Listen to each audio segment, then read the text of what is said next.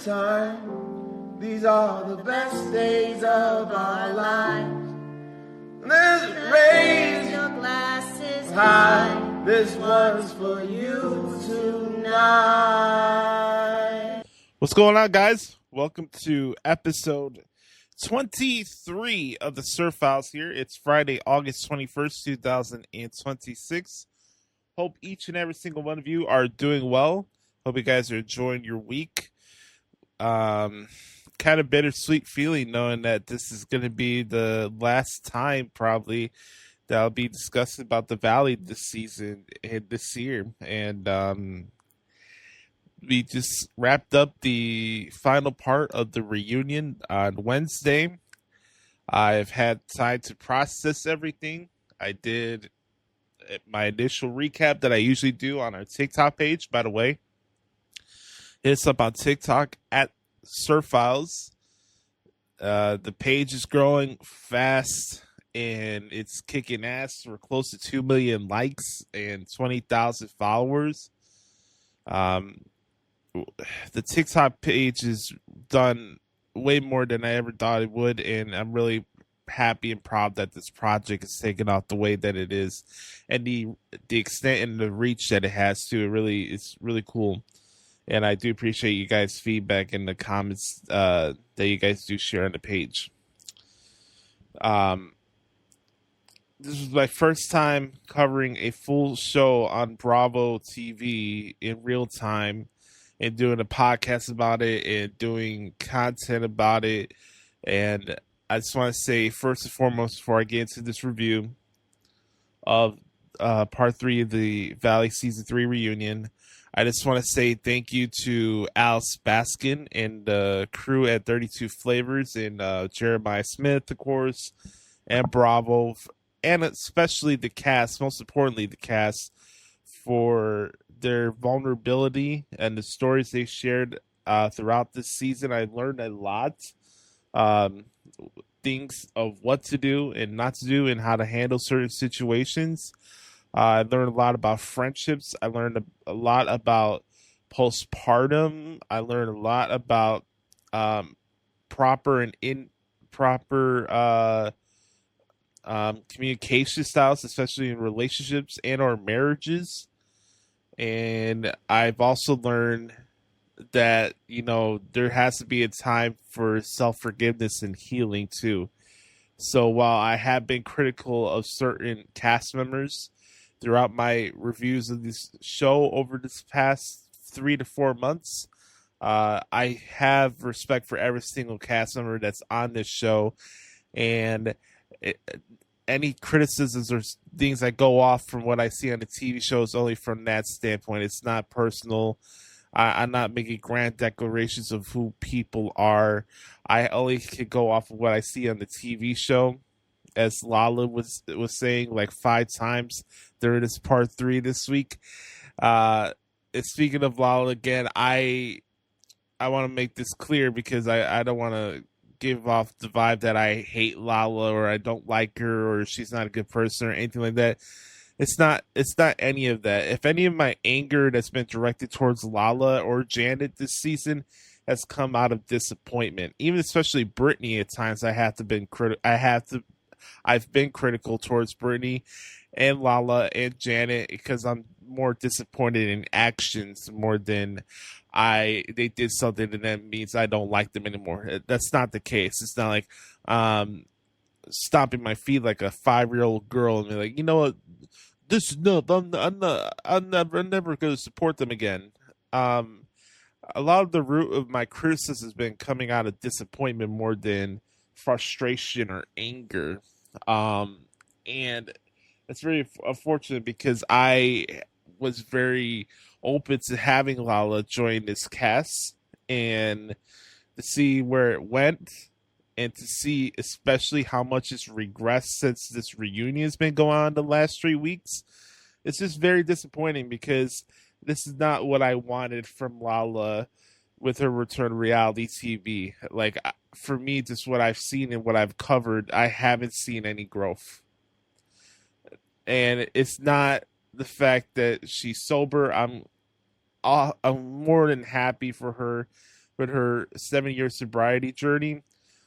At the same time, when we hear people say, well, yeah, you know what, Jax is sober, but, you know, you can't change a person just because they're sober. You know, a narcissist is a narcissist. And I know that's Lala's favorite word to attack men with. After watching this reunion, and after seeing how she carried herself on the after show especially, yeah, as much improvement as Lala's had in her life, in her personal life, and you know, things are in a better place than where she was in Vanderpump Rules. She's still a narcissist. I'm not saying that she's not a good person, but she is a narcissist. I'm not saying that she's not a good friend and not a caring person, but she's still a narcissist. And the fact that she made this entire reunion about herself and had to insert herself in every little fucking topic that was going on in the reunion. And then she has the nerve to say to Danny that, give me proof of when I insert myself. I don't think you're really watching the show that you're actually on. So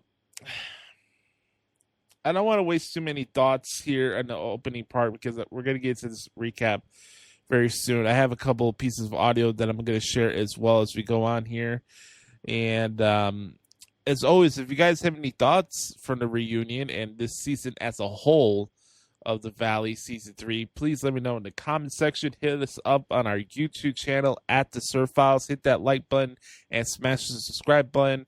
You can hit me up on X. I'm at the Hoots Podcast, Instagram, Joshie Lopez Music, and or the SUR Files. And also, same thing on Threads. You can hit me up there at Joshie Lopez Music. The home of the SUR Files is Odyssey. And shout out to the folks at the Odyssey Creator Lab for having us on their platform. We're very, very appreciative for that. And also, new episodes of the SUR Files podcast drops each and every single Friday, anywhere you get your podcast from. I'm going to save some thoughts about where the future of this podcast is going to go towards the end of this episode. I have some decisions that I got to make because I started a new job last week, and especially with the Valley, now the season's over, and House of Sassy are being presented in a binge platform.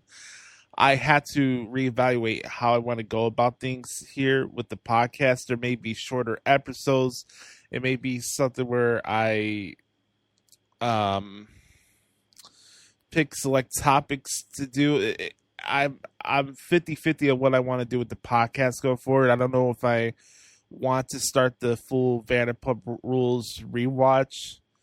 I could do that, you know, starting in September or in October, but I'm just trying to juggle what I want to do because I want to go and still be consistent for you guys. We have nothing new to review every week now going forward, which sucks. But I know there's the Lisa Vanderpump show that's coming to Bravo from the Vanderpump Hotel process, so I'll probably do reviews of that on here.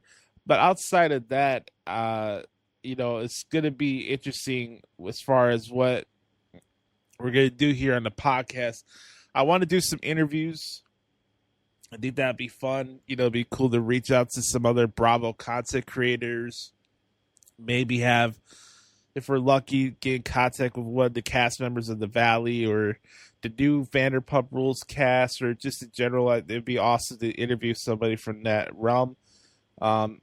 I'm considering a lot of things, but we'll talk a little bit more about that towards the end of this week's episode. So, on that note, get ready, folks. Time to get to the final review of the Valley Season 3. It's part 3 of the Valley Season 3 reunion right here on the SUR Files.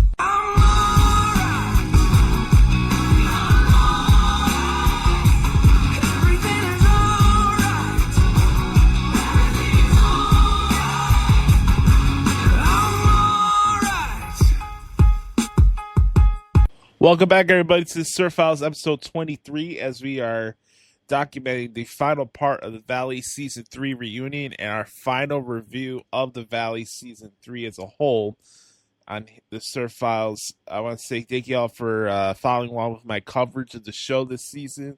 It's been a lot of fun to do something different like this. I come from the wrestling background, so doing something like this for the last 3 to 4 months has been very rewarding and a fun, creative challenge for myself from a broadcasting point of view.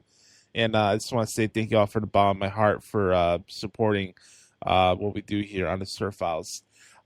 So we got a lot of ground that we got to cover, especially with this part 3. I have a lot of stuff I need to get off my chest, but it's also very important to provide context clues.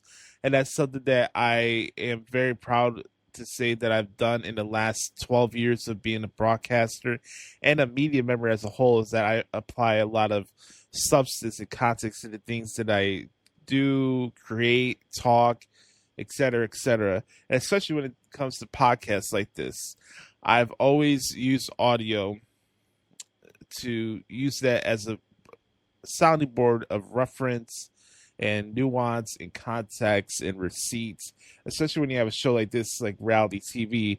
I think that's one of the cool things about this concept as a whole of the SUR Files, is that we have the audio, we have what we need to discuss things. So what we're going to start here was this big tease that we got not only on the trailer of this reunion in the first place, but also the cliffhanger going into part 3 about this big drastic thing that Danny Booko did or did not do at Jasmine and Melissa's wedding. And this was all started towards the end of last week's episode when Brittany was murmuring under her breath that Joshie needs to say something about what Danny did at wedding. And Jan's like, what did he do?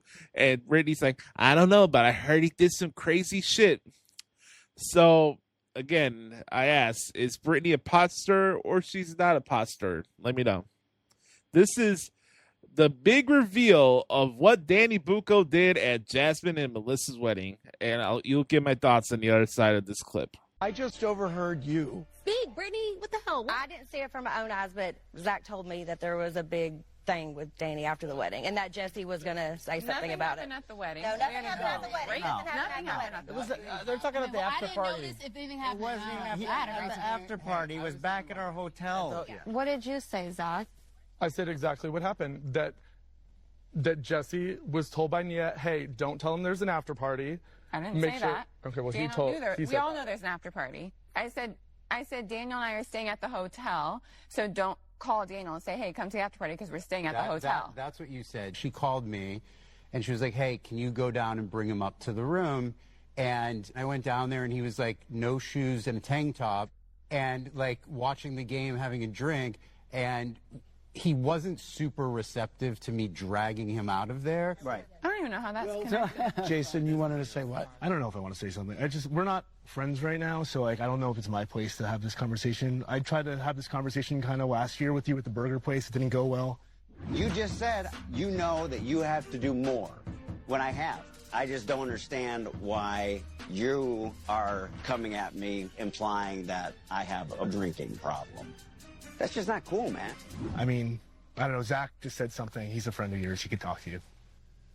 I think a big part of the reason we can't move on or talk about the things that we need to talk about is because there's certain, like with Janet and Jason, there's the thing that happened last year, and then there's other things that we couldn't talk about because... You guys are like speaking in code, and as I'm listening to it, I'm picking up on little things where you're calling, where Nia's calling, saying, we're going to the hotel, don't tell him there's an after party. He didn't show up. Because this is where we'll be. Did not say don't tell him there's an after party. We can pull out the text message because it was a text, not a phone call. Loves text messages. Well, hey, it's a text instead of a call. I have yet to see So one. there's receipts. Everyone has text messages. I just said, hey, don't. Thrilled to talk about the receipts, but I have yet to see them. It was so simple of, hey, Daniel and I are having a night in at the hotel after the wedding, so please don't call Daniel and encourage him to come to the after party. Right. See, that to me is a complete red flag. What? Oh my God, Mom, I'm stepping in. Stop. Can they please talk about it? Sorry, but I would. No, I would literally be like, don't you dare tell my call husband's friend, don't tell him about an after party. You Because I may have to he may have to go and the little be at the after party. Like, the little change of words are important because don't tell him. You just said you told him that. I said don't encourage him to come with you. Don't call him to encourage him. Don't call him to tell him to come. Please don't call to beg him to come. What were you worried he was going to do with the after party? We had plans. She wanted to spend time with him. She didn't want to go. I was downstairs watching FIFA. We're a married couple. If I want my husband to stay back at the hotel with me, oh well. Well, Brittany, you said at your Halloween party that the way that Nia protects Danny reminded you of how you used to protect Jax. Yeah. I'm not saying that you and Danny are anything like me and Jax. You have cheese all over your face. We got to get you a napkin. But I protected Jax for so long. And, like, it annoys me, I guess, whenever I see, like, a girl being like, oh, everything that he does is fine. It's fine. It's fine. It's fine. Said that. But that's what it seems like. I'm not comparing Jax to Danny. There's no comparison towards that whatsoever. Okay. But I understand why Nia wants to, like, protect things and not share everything all the time. I get that more as I'm watching how you're being talked to and stuff.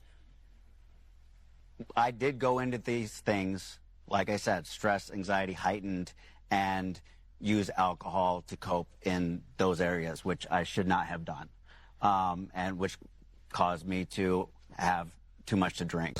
All right, a couple things we need to start with.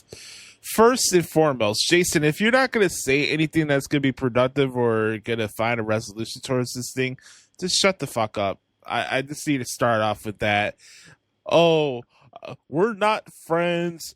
I tried to bring up this conversation with you at the burger place and it did not go well. Well, I wonder why, because you approached him in a condescending, pricklish way.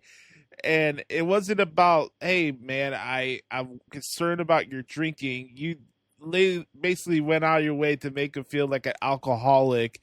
And like the way this cast discussed Danny Booko and the level or volume or the extent of his drinking, you would think the guy is chugging bottles of Jack Daniels every fucking night. And talking down to his wife and belittling her, every single thing, and Lala's excuses. Well, I'm only going off what I saw on the TV screen. And then for her to go out of her way in that clip right there that I just played, for her to go out of her way to tell Nia that it's a red flag that she wants to spend a night with her fucking husband at a hotel after a wedding reception, that's a red flag. So this was the big reveal of this traumatic thing that Danny did at Jasmine and Melissa's wedding, which ended up being a fucking nothing burger, and it led into a stupid unseen footage clip with Brittany and Nia at the Halloween party. And instead of Brittany just, you know what, hey, instead of getting in this whole argument about who's guilt-tripping Zach and all this other bullshit, you had the person right in front of you where you could have said straight to her face that you don't like Nia, but you chose to sit on it until this fucking reunion and had to make Jesse tell a story that wasn't even the entire story in the first fucking place. I felt stupid listening to that conversation back. I feel like I've lost IQ points. Brittany brought this up in another attempt to make Nia look bad and Danny look bad. And she wants to sit there and act like she does absolutely nothing wrong. Again, I like Brittany. It's just the whole, like, okay, I'm not comparing you to Jax, but it's like the Tom Sandoval syndrome. Oh, I'm not trying to say this, but you literally did this. If you have something to say to somebody, just say it. You don't need to attach a fucking butt to it. That's all I'm trying to say. And every time Nia would speak during this reunion, you would see the eye rolls and the snarky comments under Brittany's breath every time Danny and Nia would talk.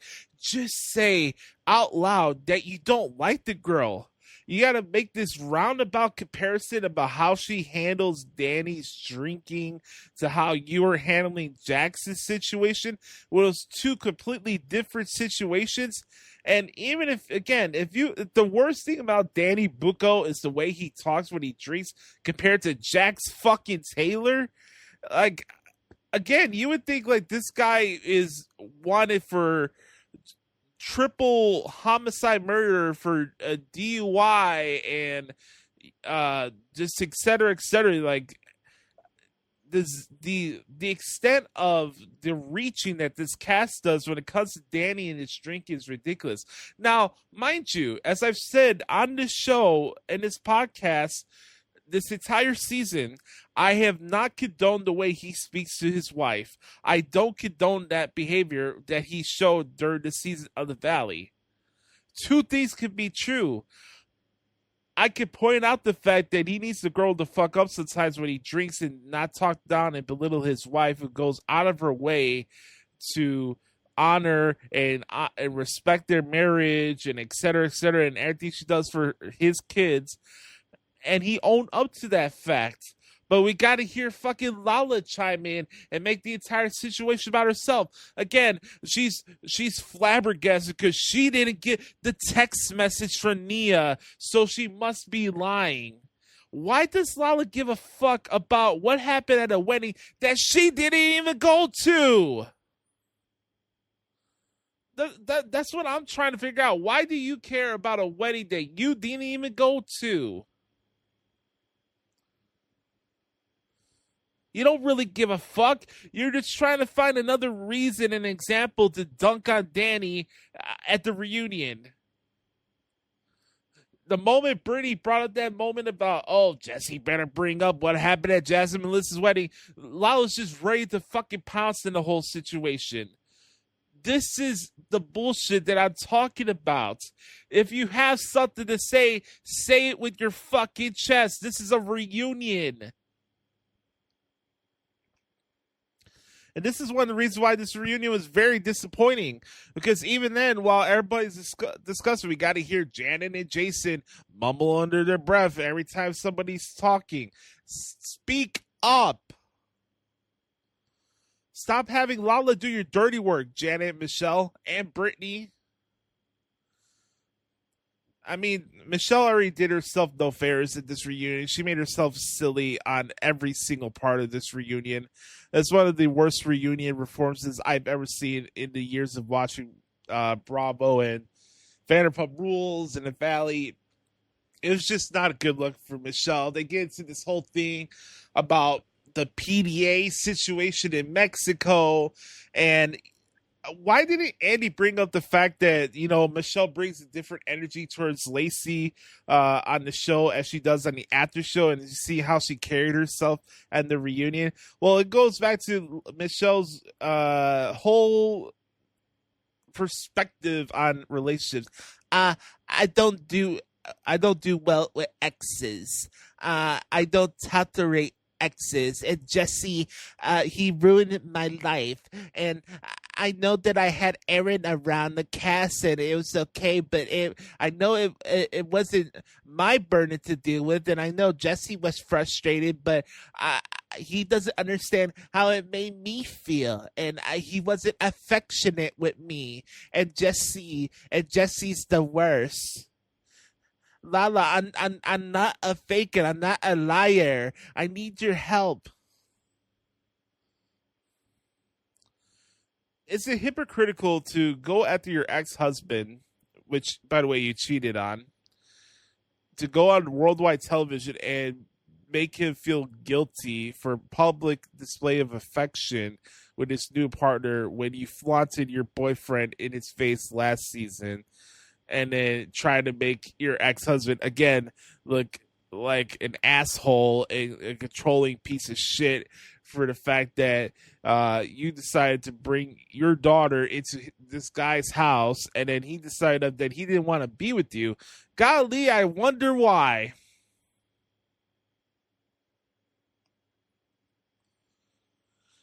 Oh, man. We discussed the stuff with Zach getting his head hit unfortunately, in Mexico in that double-decker bus on his birthday. The guy's a badass. I'm a big Zach guy, and he's tremendous television, and he does some good TikTok lives as well, so shout out to Zach. He's liked a couple videos we shared on the page. I hope things work well with him and Benji. They're in a very unique situation with the fact that Benji's still dealing with visa issues and going back and forth from Toronto with his job and being an eye doctor and stuff like that. They had the big discussion this season about them deciding when to have kids. Benji says it's a non-negotiable for him.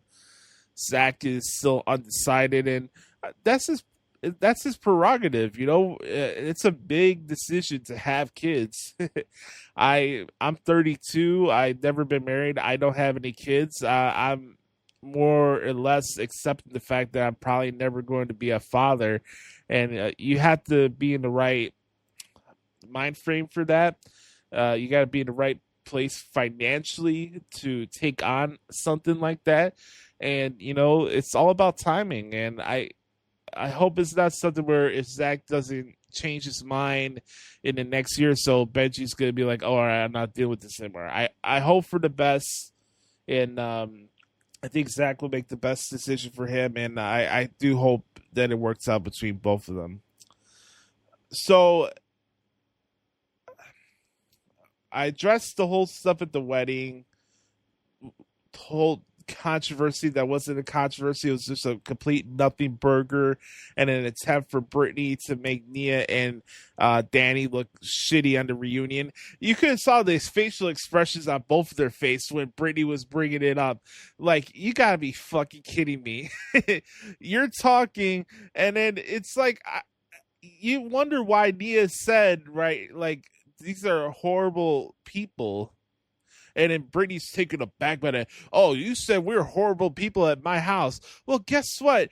Nia comes to your fucking Halloween party, and she goes in the backyard, and you try to flaunt her face, be like, "Oh, am I Miss USA now?" Like, you don't like the girl. Just say it. Stop being fake to her.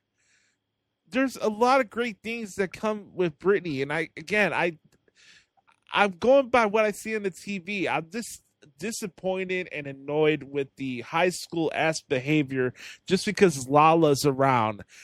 Brittany, you're a great person and a great friend and a great mother. Why do you need to act like this? If you don't like Nia, just say that. Stop deflecting with all this other stuff and one way comparing and not comparing Danny to Jax and this whole stupid thing with the meal train and all this stuff with Janet. Like, if you don't like the girl, just say that. That's all I'm saying. I'm not saying that Brittany's a terrible person or anything like that, but she's not above criticism. I will say that. She's not above criticism. Speaking of criticism, Kristen Doty had to, I wouldn't say repent, but a lot of things that came up with the season with her quasi-throwing Zach, Jasmine, and Brittany under the bus during the Mexico trip about their drinking was brought up. The conversation that she had with Jasmine got very raw and emotional about Jasmine's feelings being kind of tossed to the side during the season when Lala's expressing her issues with Danny and Nia. All that was broached. It got very emotional, and you can see Chris is very distraught about it. I don't know how I feel about Jasmine. I don't think she was doing this intentionally, so I want to throw this out there before anybody takes this the wrong way. I'm not saying that Jasmine did this purposely, but I thought it was interesting in a way when she was saying that she, Zach, and Brittany are family to Kristen, but Danny and Nia are not. Like, she's implying that all three of them are going to be there for her no matter what, and they're never going to leave her. I don't know if she's trying to insinuate that Danny and Nia were, or their friendship with Kristen and Luke is transactional. I I don't agree with that at all, especially the way both of them interact with Danny and Nia, especially Luke with the friendship he has with Danny and the bond that Kristen and Nia have developed over the last couple of seasons of The Valley. Yeah, Jasmine and Zach and Brittany have history with Kristen, and nobody's denying that. But I don't think you had to slight Danny and Nia to make the point that Zach, Brittany, and Jasmine were going to be there for Kristen. I think we all knew that. If she's expressing the fact that with her disappointment with Kristen throwing her under the bus, I get that. It's just, I don't know, that side swipe one way, indirectly or not directly. I don't know, that didn't sit right with me at all. So we hit that stuff. They talked about Kristen and Luke a little bit more.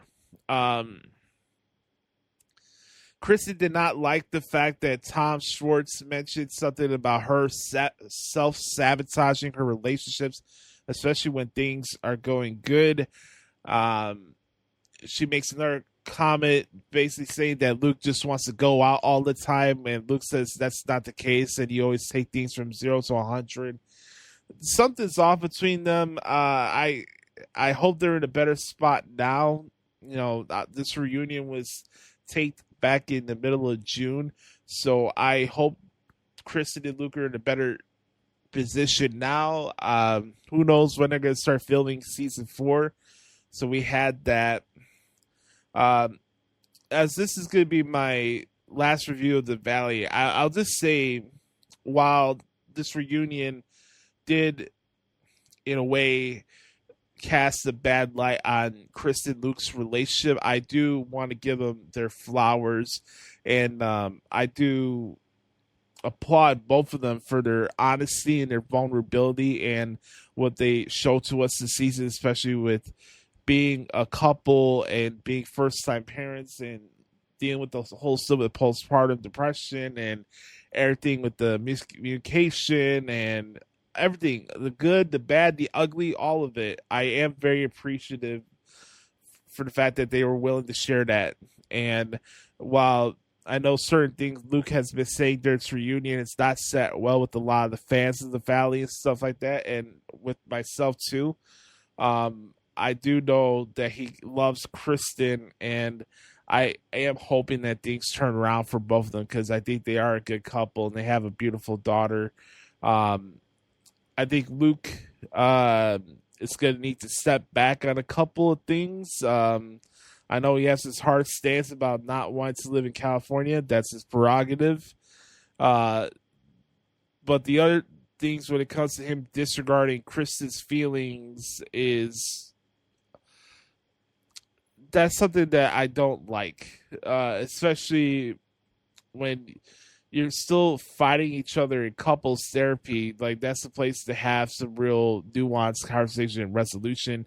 It's not where you need to bite each other's heads off. And something is off. They're not on the same page when it comes to the important things, when it comes to communication. It's just like,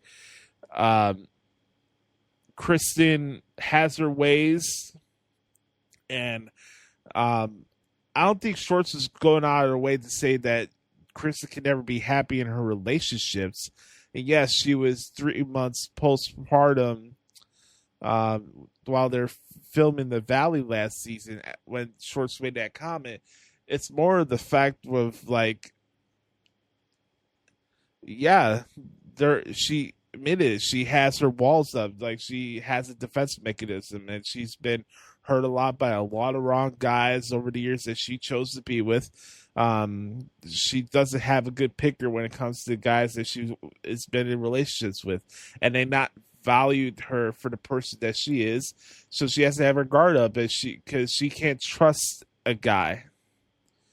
And I hope they figure it out, because I do like Kristen and Luke. And it's sad that their relationship, where we saw them get engaged last season to where they are this season, it's night and day, and it's very unfortunate. I hope they figure it out. Trying to remember other things that were addressed here. as we are getting ready to wrap up this part of the reunion recap. Before I get to the Janet stuff, because I do want to talk about that, I do have to talk about the Lala chiming in with every little fucking thing. I went off last week. I kind of had it up in here with ranting about the whole situation because I feel like it's going to be falling on deaf ears. And again, I don't have anything personal against Lala. It's just very disappointing to see the way she conducted herself during this reunion. And especially this season of The Valley, I did not see any growth from her. And the fact for her to think that she's on this moral high ground compass when it comes to every aspect of marriages and relationships, I really struggle with that, especially when they're going back and forth with Danny and Nia, and Lala was saying, like, I'm just trying to have conversations with you, and basically saying that Danny doesn't want to take accountability for his actions, and I'm only going by what I see and all I see on the TV. Again, there's one thing for trying to have a conversation with somebody because you are generally concerned and you want to express it to somebody, and then there's another thing when you're instigating and trying to have these conversations with somebody that's drunk, vulnerable, in a bad place mentally, etc., etc. It's two different things. Lala has a bad track record with her own history. She doesn't acknowledge it. Again, just from my point of view, I'm not going to Lala for marriage and relationship advice when her picker was Randall Emmett and James Kennedy over the years. I'm just not. And it's also not a good look given her track record for the stuff she did on Vanderpump Rules, where she would go out of her way to attack people while going around their partners. I still don't forget what happened earlier this season where we had Sosa's birthday party, and basically Lala's whole storyline this whole season was to defend Janet because both of them are trauma bonded over the fact that they got roasted at reunions. And we have Sosa's birthday party. Let's have an impromptu, not ambush, but impromptu conversation with Janet and Nia, and maybe they'll squash their beef there. Or, by the way, the night after the San Diego nonsense and argument that Lala and Danny had, Lala again sends Janet towards Nia's direction to try to quote-unquote fixing with each other the morning after that fight. She wasn't sending Janet out to talk to Nia and fix the relationship. Lala sent Janet towards Nia to get more dirt on her. I see through the bullshit. I see through the high school games. She's a ringleader. She's Janet and Michelle's coach. She is the high school bully. And she's in her element. She thinks she's going to walk over everybody because she has all this experience on reality television. And Michelle and Janet have shown over the time of the Valley that they can't handle conflict, and they can't speak eloquently or maturely. Like, they're very immature in how they handle conflict on this show. So they need Lala to do their dirty work. And Jesse's right when he said that Lala coaches both Michelle and Janet. When you're attacking somebody, when they're not on the even playing field with you, again, I just don't have respect for that. You don't play fair. You can't tell somebody you're trying to have a conversation with them when they least suspect it, when you spend all day going around the city of Mexico, everybody in the cast is drinking, and then you want to decide to bring up the whole thing about cucking and liking stuff on social media as if you have any leg to stand on. She's the queen of always judging people for living in the comments section, but she does it herself too. I can't look past the hypocrisies. I just can't. As much as I like Lala as a person, as much as I enjoy her podcast and how much of a great job she's doing as a mother, I can't look past the hypocrisies that she's displayed on this show and especially on this reunion, especially the way she talked on the after show. Again, you're not coming from a genuine place. You don't really give a fuck about Danny and Nia at the first place. You don't care about their marriage. You don't know them on any level. And again, she had no storyline this season. Her whole storyline was, you know what? Me and Janet got ripped at reunions, so I'm going to go out of the way to make sure that Janet gets her redemption story no matter what. And that's just the truth. Lacey, I don't have enough words to describe how proud I am of her and how great she did this reunion, especially this being the first time of her having a reunion. She did a great job. Even when Michelle and Jesse would go back and forth with each other, she had a funny line this week. Like she's like low key annoyed when they do the tick for tack stuff, and she wants to jump off a bridge. Not literally, but Lacey was just fantastic on this reunion, and she did a very, very good job. So I'm very happy for her. I hope we get to see her more in season 4.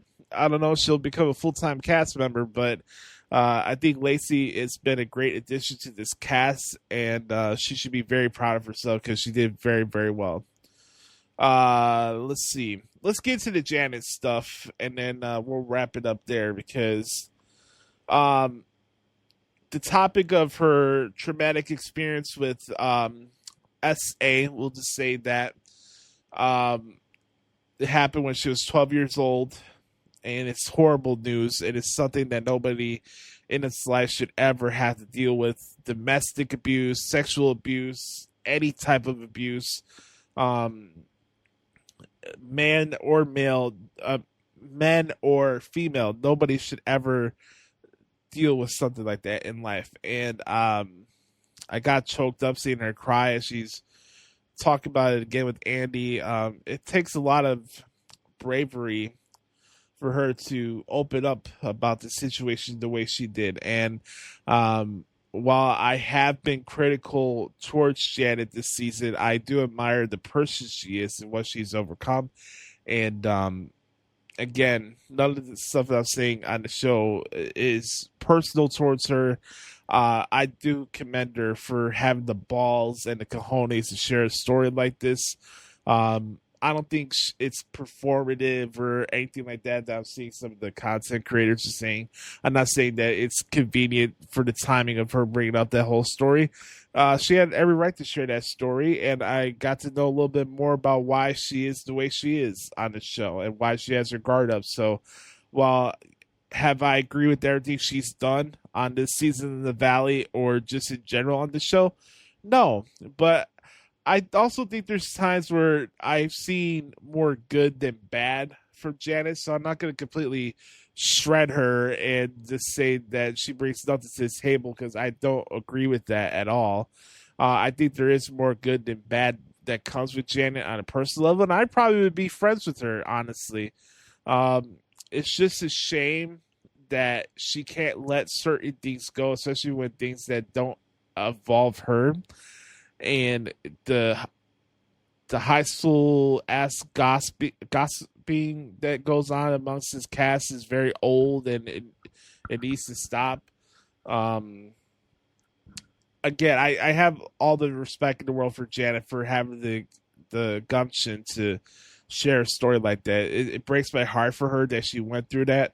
And I felt like, especially in the extended edition of this reunion, Nia expressed that point that like she emphasizes and has a lot of grace for Janet for going through that situation. Nobody should ever go through that. So with that being said, the last thing I had to address here that just really did not sit well with me was the whole Lala doubling down about hoping, wishing, whatever, that Nia leaves and divorces Danny. That she said on Watch What Happens Live about a month or so ago. I forgot what it was. I know it was before the reunion, so it was a while back. That's just That's just ridiculous, man. I don't agree with everything that Danny has done this season in the Valley. I've been critical just as much as anybody else. But for her to go out of her way to say that at a reunion and double down on the fact that she hopes that Nia divorces Danny, it's just bullshit. It's ridiculous. Kristen said she went too far with that. I don't disagree with that. It's just ridiculous. And then she expects Danny and Nia to share their whole life story with her.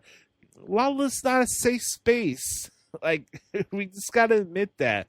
And for her to say that and double down because she's got to be this fake tough person, it's just bullshit.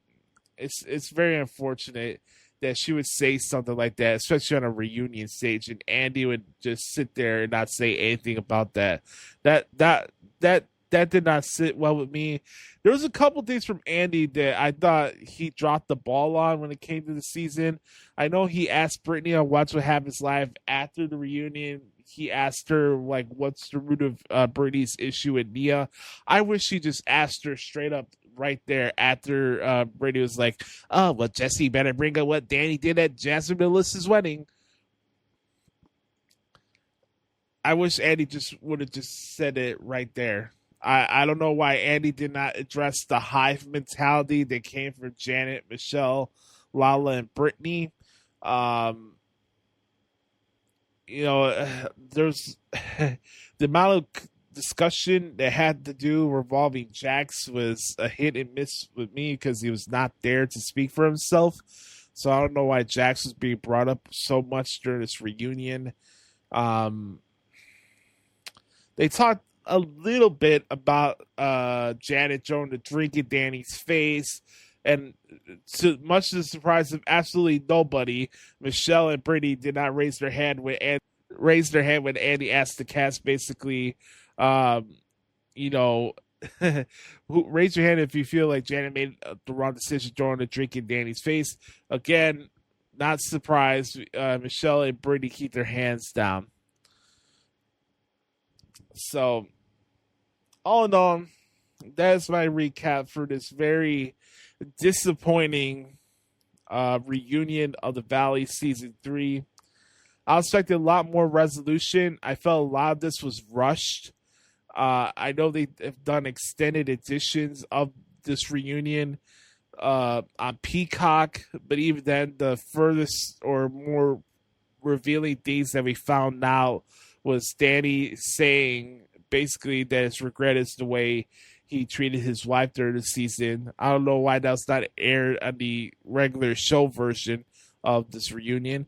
And then also Lala breaking down about the whole thing with Sheeta. That's all. That's the only new information we got out of the extended editions of the reunion. And I felt like a lot of it was especially rushed. I remember with the Vanderpump Rules reunions, at least every cast member would be asked, like, where do we go with certain situations? All Andy asked Danny and Nia is, like, where do you see things going with the group? And they're like, I don't know. We didn't hear anything from the rest of the cast of where things are going.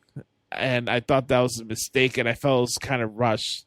They wrapped up talking about Jasmine and Melissa's wedding. We had Melissa come out with Benji with trays of champagne and stuff, and they did a toast.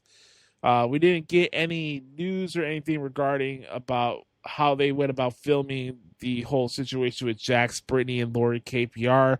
I don't know if they're saving that for season 4 or that's going to be a special in of itself. Maybe they'll announce something about that today.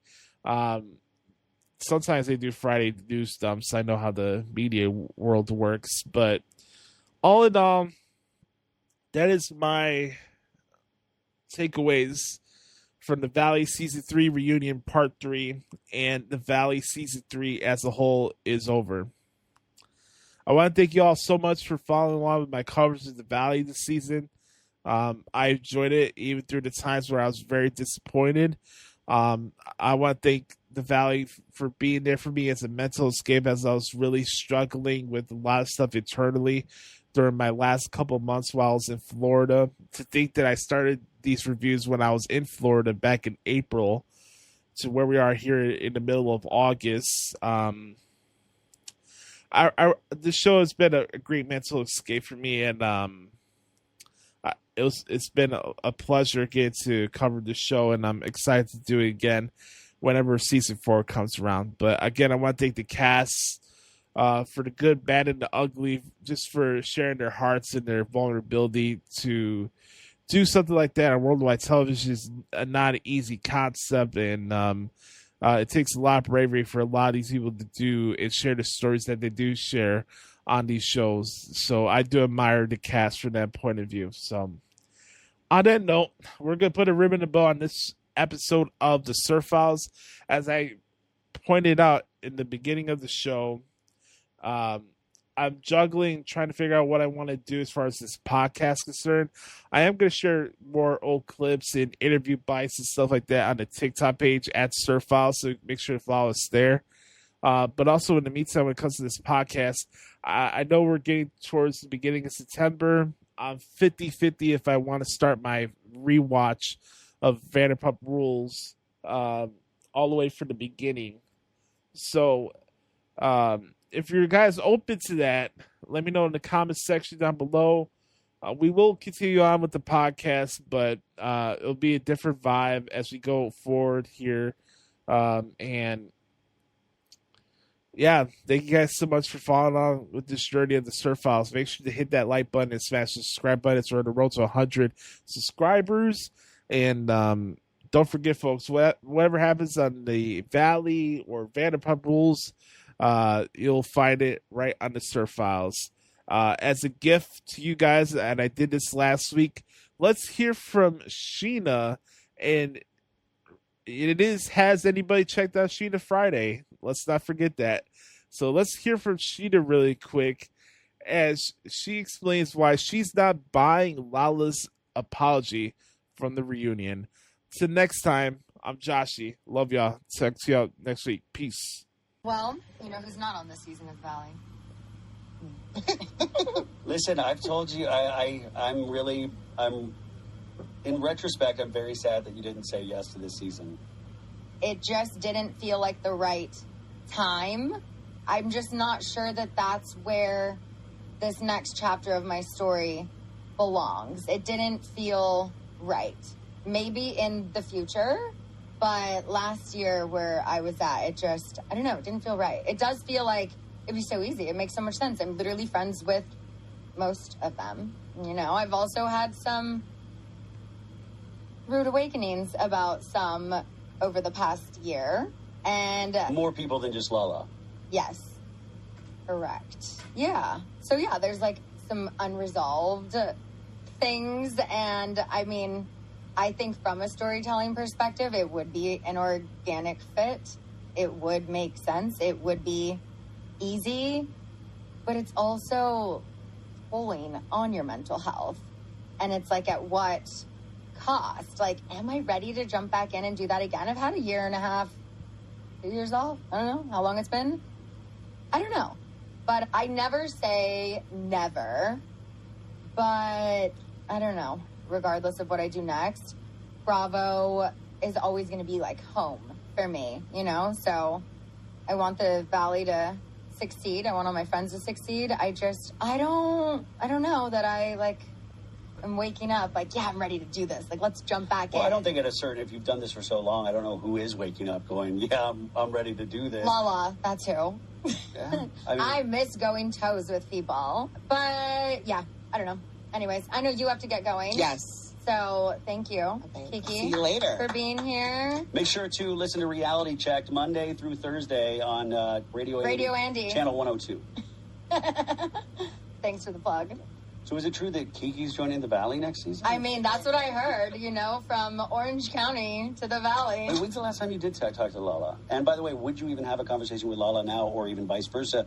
Because in her mind, she'd be saving it for reality TV show cameras. That's the thing. And here's one thing that I actually didn't point out last week that I wanted to. I will say she reached out about Penny. Pretty much everyone has reached out about Penny. So I hearted that. That was nice. I mean, it would feel very inhumane for anyone to not reach out when they know how big of a part of my life she was. But before that, I mean, we talked a little bit at BravoCon. I've seen her at maybe some like school things here and there, but like we haven't really talked. So it's not contentious publicly.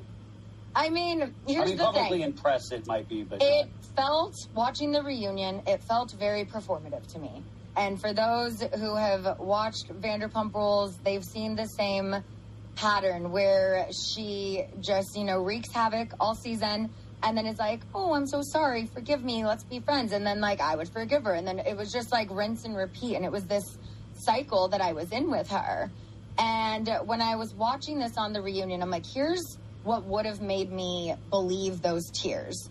Is if that day, the day that our daughters graduated school together and she's filming the reunion and all of these feelings come up, maybe on your lunch break, maybe later that night, be like, hey, I know the girls graduated today and like this new chapter, whatever. Just want you to know, like, some stuff got brought up on the reunion today.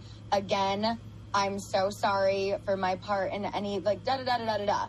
But the fact that she's never reached out after filming the reunion 2 months ago, never said anything, never gave me a heads up. I had Lacey, Jasmine, and Zach giving me a heads up on what was discussed that day. And a lot of it didn't air. But what did also the scene you're talking about was on the unedited copy. Right. Yeah. Yes, it was. And the hand in front of the face, it was like, hold on, let me get my tears. And I was just She's really good at it. She is. That's what acting classes do, you know? But I don't think the majority of the audience was buying it because it's like, why are you doing this for TV and not picking up the phone? I appreciated the text about Penny. Other people I'm not on the best terms with right now also reached out. I very much appreciated that. I would do the same. Was Jax like, sorry about Penny? No, Jax didn't say anything. But it's like if the tables were turned, I would do the same thing. When Lala had to say goodbye to Lily, I had commented on that. We were still in an okay place at that time. But I just, I didn't believe it. You know, I know it is taxing and tolling, and I say this to you all the time, but that's why I would want you back on the Valley, because I feel like it would be interesting, obviously, to watch these conversations happen. Yeah. And I thought, I think Lala did a great job on the Valley. I think I can see exactly what they were wanting to get out of her, and they got it. That's why I always call her, it's like, I say producer's pet. I don't mean it in a negative connotation, but I think they got exactly what they needed out of Lala. So now they're trying to make her likable again. But see, now in a second, exactly, because I think a lot of people are still upset about the Ariana stuff from the reunion. But now the more important thing is in the second season, everybody has to hold the proverbial hot potato. Mm-hmm. Everybody's got to get the focus on you. And what are you going to do in that moment? Right. And so Lala had a perfect season because she was able to just comment on the insanity that she saw. Right. And everybody was like, well, here's somebody new that's done reality TV show. But she's right. And so she kind of was able to skate. Now, what happens when you're in the shit? And how do you react to it? And how do you respond to it? And that's where I thought it would have been so interesting for you to come in, to be able to have that on top of, the Valley's never going to be a fun show, but I do think you bring a certain amount of lighthearted, fun, wackiness to things, on top of being who you are and serious. So I thought, that would be a really nice color to see. And trust me, I go back and forth in my head. There are days where I'm like, I am so glad. I'm so glad genuinely I didn't do this past season. I feel like this past year has been incredibly healing for me. I really needed to not just do this past season. I feel like now I'm in such a stronger place. I'm in a more confident place. I now understand boundaries, which when Lala said that, I don't recognize her, I was like, fuck yeah, you don't, because I'm not the same person who you could walk all over. Yeah. I'm glad you don't recognize me. That is the biggest compliment you could have given me.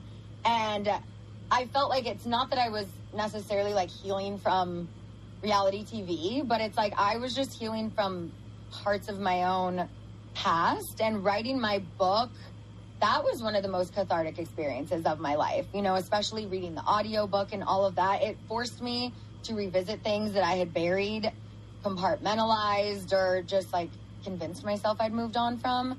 But I had to sit with all of that. I had to process it. Your second book should be called My Year with Reality, My Life Off of Reality TV.